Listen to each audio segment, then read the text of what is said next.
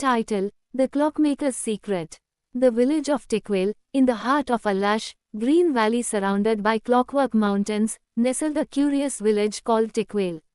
The village wasn't like any ordinary one. Every rooftop had a tiny ticking clock, and every hour, the entire town chimed in harmony like a mechanical symphony. Children would play hopscotch to the beat of the clocks, and old folks would tell stories of a legendary clockmaker who built the first tower in the town, a mysterious figure known only as Elric Timewell. No one had seen Elric in decades. His tower loomed in the center of the town, tall, majestic, with spinning gears exposed on its sides, and golden birds that emerged at midnight to sing a haunting lullaby. The tower never seemed to age, though the village around it had changed over time. 12-year-old Leela was no ordinary girl. With wild auburn curls, bright green eyes, and pockets always full of cogs and springs, she was Tickville's youngest tinkerer. Her father ran the village gear shop, and though she was expected to help customers, Leela spent most of her time building tiny clockwork animals that scurried through the shop. One rainy evening, Leela noticed something odd. The main clock on Elric's tower ticked out of rhythm. It was barely noticeable, a half-second delay, but in a village obsessed with time, it was a loud whisper of mystery. She tugged at her father's sleeve. "Dad, the tower clock, it's wrong." Her father frowned, looked toward the tower, and shook his head. "Impossible. That clock hasn't missed a beat in over 50 years. But Leela knew what she heard. And when something was wrong with time, it was never a small thing. Unable to sleep, Leela crept out at midnight, her lantern swaying in the mist. She crossed the cobblestone square to Elric's tower, the gears above turning slower than they should. Then, from behind the tower, she heard it, a whisper. Mechanical but alive. "Leela." She froze. "Who's there?" The whisper came again, this time from the door itself. "Help me." The tower door, which had been sealed for decades, creaked open just an inch. Her heart pounded. Against every warning she'd ever been given, she pushed the door open and stepped inside. The air was thick with dust and old magic. Strange machines lined the walls, half-finished automatons, dusty blueprints, and stacks of journals. And in the center stood a tall glass case, housing a mechanical heart that glowed softly with a golden pulse. The voice came again, but this time from the heart. "Tickville is out of time. Find the 3 missing pieces, or time itself will freeze."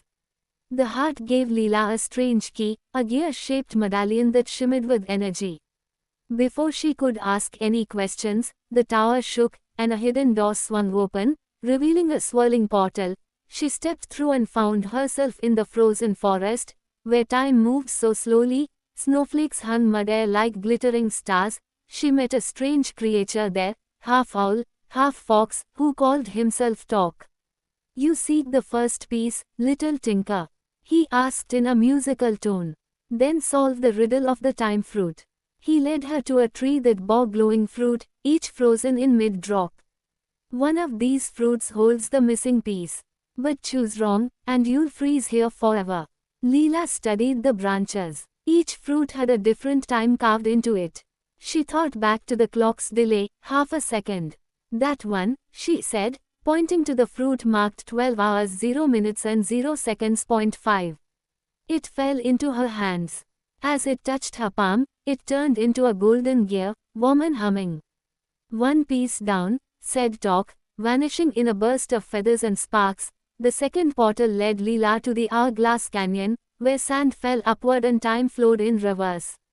She had to walk backward to move forward, speak in riddles to be understood, and face reflections of herself, older, bitter, afraid. One reflection tried to convince her to give up.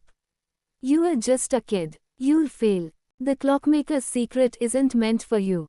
But Leela stood firm. "I may be small, but I'm built of springs and stubbornness." She raced the backward sands and found the second piece buried under the hourglass of a giant stone sentinel. Only by reversing time did she lift it free. The last piece lay in the deepest part of the tower itself, beneath the floorboards of Elric's study. As she returned with the second gear, the heart pulsed brighter, revealing a secret staircase spiraling down into darkness. There, the midnight mechanism ticked ominously. It was a colossal machine, broken, hissing, with sparks flying from shattered gears. Install the final pieces, the heart's voice commanded, and restart time. But just as she was about to, a shadow emerged from the dark. A tall, gaunt figure cloaked in gears, the Time Wither, a remnant of Elric's failed experiment to make time eternal. You think you can fix what Elric couldn't? It rasped. Time must sleep. Let the world rest. Leela stood her ground. Time isn't meant to stop. It's meant to move, slow or fast, but always forward. The Time Wither lunged, but Leela leapt onto the mechanism, sliding the final gear into place. The heart soared into the air, fused with the machine, and with a roar of golden light, the entire tower came alive. Gears spun in perfect harmony. Clocks across the village chimed in unison, and the Time Wither vanished in a burst of rust and light. Elric never returned, but his voice echoed in the wind, full of pride. Well done, Leela. The clock chooses its keeper, and it has chosen you. The tower doors unlocked for good, and Leela was named Tickweil's new timekeeper. Her clockwork animals now danced through the streets, and the tower's golden birds sang a new lullaby, one written by Leela herself, but every now and then, she'd check the main clock and smile. Because in its ticking, was the rhythm of adventure still to come.